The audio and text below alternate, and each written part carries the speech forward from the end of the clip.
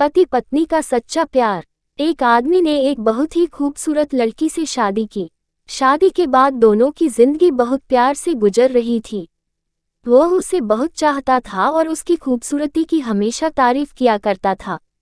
लेकिन कुछ महीनों के बाद लड़की चर्मरोग से ग्रसित हो गई और धीरे धीरे उसकी खूबसूरती जाने लगी।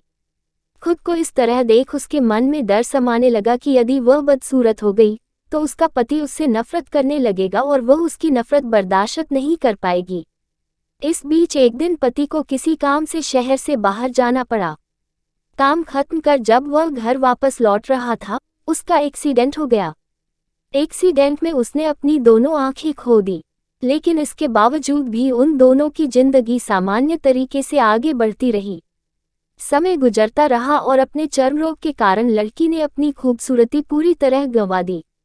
वह बदसूरत हो गई, लेकिन अंधे पति को इस बारे में कुछ भी पता नहीं था, इसलिए इसका उनके खुशहाल विवाहित जीवन पर कोई प्रभाव नहीं पड़ा। वह उसे उसी तरह प्यार करता रहा। एक दिन उस लड़की की मौत हो गई। पति अब अकेला हो गया था। वह बहुत दुखी था। वह उस शहर को छोड़कर जाना चाहता था। उसने अंतिम संस्कार की सारी क्रियाविधि पूर्ण की और शहर छोड़कर जाने लगा।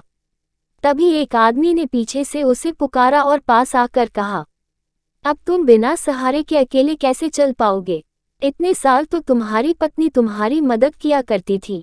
पति ने जवाब दिया, दोस्त, मैं अंधा नहीं हूँ, मैं बस अंधा होने का नाटक कर रहा था, क्योंकि यदि मेरी पत्नी को पता चल जाता कि मैं उसकी बदसूरती देख सकता हूँ तो यह उसे उसके रोग से ज्यादा दर्द देता। इसलिए मैंने इतने साल अंधे होने का दिखावा किया। वह बहुत अच्छी पत्नी थी, मैं बस उसे खुश रखना चाहता था। सीख, खुश रहने के लिए हमें भी एक दूसरे की कमियों के प्रति आंखें बंद कर लेनी चाहिए और उन कमियों को नजरअंदाज कर देना चाहिए।